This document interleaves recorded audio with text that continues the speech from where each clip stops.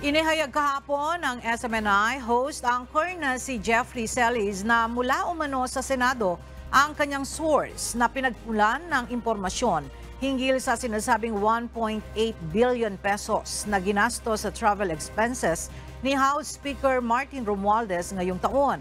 Sa pagharap ni Celis sa isinagawang pagdinig ng House Committee on Legislative Franchises, sinabi nito na galing umano sa kanyang source ang impormasyon. Gayunman, tumanggi siyang tukuyin ang identity nito.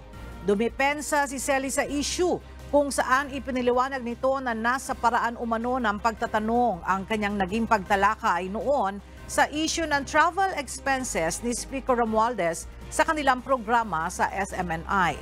Sa huli, sinabi ni Celis na kung nagkamali man siya sa kanyang impormasyon, ay handa umano siyang humingi ng paumanhin sa mababang kapulungan ng Kongreso upang magamot ang anumang sugat at di pagkakaunawaan kaugnay sa issue.